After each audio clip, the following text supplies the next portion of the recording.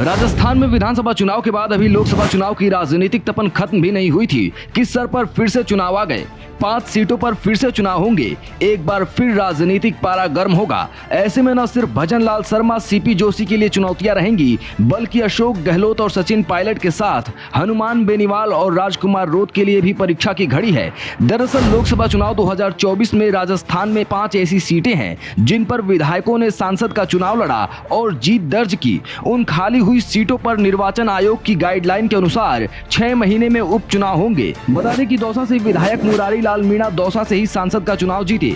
झुंझुनू से विधायक विजेंद्र ओला झुंझुनू से, खिवसर से विधायक हनुमान बेनीवाल नागौर से सांसद का चुनाव जीते। देवली उनियारा से विधायक हरीश चौधरी टोक सवाई माधोपुर से सांसद का चुनाव जीते। 84 से विधायक राजकुमार रोत बांसवाड़ा डूंगरपुर से सांसद का चुनाव जीते। ऐसे में अगले 6 महीने बाद दौसा, झुंझुनू, खिवसर, देवली, उनियारा और 84 विधानसभा सीटों पर उपचुनाव होंगे। खास बात यह है कि इन सीटों पर कांग्रेस और सहयोगी दलों ने जीत दर्ज की थी। इनमें से 3 सीटों पर कांग्रेस और 1 सीट पर आरएलपी और बाप पार्टी के विधायक हैं। इन 6 सीटों का रिकॉर्ड देखें तो 84 में पिछली बार राजकुमार रोत को 1,11,150 वोट मिले थे। वहीं बीजेपी के सुशील कटार को सिर्फ 41,984। देवली उनियारा से हरीश चंद्र मीणा को 1,05,001 वोट मिले थे, जबकि विजय सिंह बैसला को 85,826। यानी यहाँ टफ फाइट फिर से देखने को मिल सकती है। खिवसर से रालोपा के हनुमान बेनीवाल को 79,492 वोट मिले थे।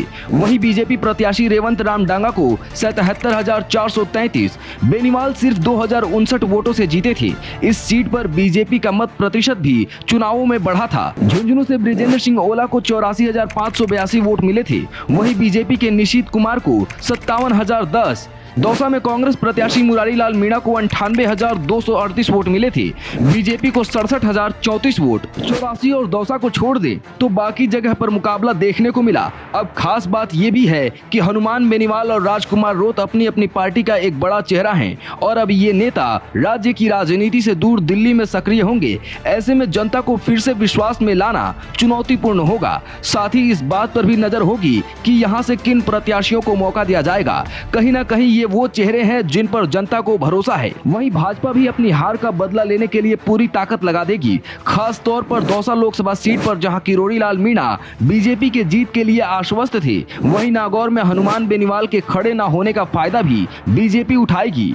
बीजेपी के लिए एक अच्छी बात यह है कि सत्ता में उनकी सरकार है। ऐसे में जिन सीटों पर उपचुनाव होंगे उन सभी सीटों पर भाजपा का कमल खिले, यह जिम्मेदारी कहीं ना कहीं सीएम भजन लाल शर्मा के कंधों पर ही होगी। मुख्यमंत्री भजन लाल शर्मा के लिए बड़ी चुनौती इसलिए भी होगी क्योंकि जिन सीटों पर उपचुनाव होंगे उनमें से किसी भी सीट पर बीजेपी का विधायक नहीं है। अब भाजपा इन सीटों पर जीत दर्ज कर लोकसभा चुनावों का हार का बदला लेगी या फिर कांग्रेस और उसके सहयोगी दल फिर से अपनी सीट काबिज रख पाएंगे, ये तो देखने वाली बात होगी।